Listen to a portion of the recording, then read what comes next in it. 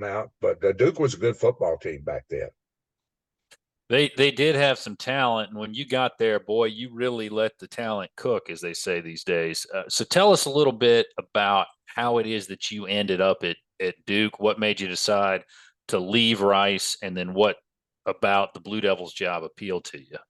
Well, you got to understand that Rice was having trouble, like a lot of big city schools now, with attendance. We had a 70,000 seat stadium where the Super Bowl had been played, but the only games we drew very well for were Texas and Texas A&M.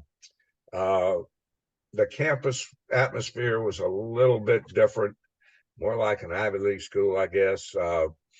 But it was a little different. The kids wanted to stay off campus, and I've been good friends with Steve Spurrier for many, many years, and Jerry, his wife, especially. Steve Jr. was playing on the Duke team. And so when they made the change, Duke called me, and first couple of times they called, I just really didn't want to make a move. Rice had been very, very good to me. But I talked to Jerry Spurrier, and she said the kids really love it here. They really love every aspect of it. That stirred me a little bit. And then I'd seen them 2 years earlier when they beat us and everything. But I knew Duke was an appealing school. They'd been a great power, so Rice had too at one time. And so some things didn't materialize at Rice with some new facilities we needed built. So I went to New York to the Hall of Fame, came back and found out these things weren't going to materialize. And just be honest with you, I called Duke back, and I actually called Tom Butters, the AD, and they had announced the hiring that day of the coach from William and Mary. And so when they did that, I called Tom Butters, and his secretary answered, and I said, well, I'm just calling. If he's busy, don't worry about it. I just want to congratulate them, for making a good hire, which it was. She said, well, wait a minute. I think he'd want to talk to you. And so she said, the coach from William and Mary just backed out an hour ago. I said, oh, gosh, I wouldn't have called if I'd have known that, because I was still new contract was coming to me from our athletic director, Bobby May at Rice, who I love. Bobby May, a great leader. And anyhow, so I talked to Tom once or twice that weekend. It was a Friday. I came back. We had a recruiting weekend. I still thought I wasn't going to go. But I woke up on Monday morning.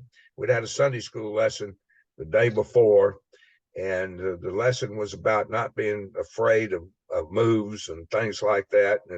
And so I got up at 6 o'clock in the morning, got dressed, told Pam, I said, I'm going to Durham. I said, I'll try to get hold of Tom. And so I called. I was going to the airport, and I called several times. No answer. I said, well, I'll go park the car, go in there and see about getting a ticket. And if I can't get him on the phone by then, I'm not stupid enough to buy this ticket and go there if I can't get him. I called one more time. I went back out to the car, called on the cell phone because I'd gotten a good parking place at 6 in the morning. And Lynn Butters was getting up to put the coffee on.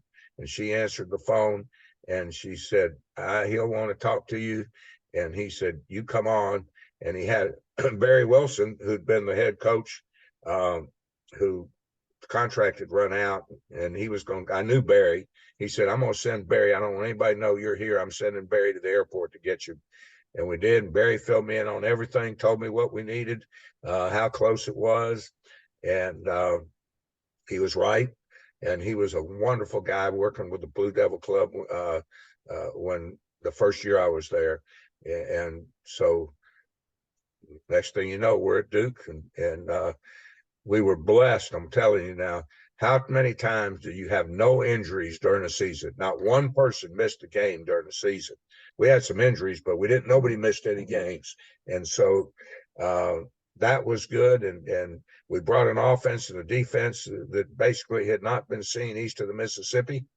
And it just started off with a bang right from the first game against a very good, highly touted Maryland team.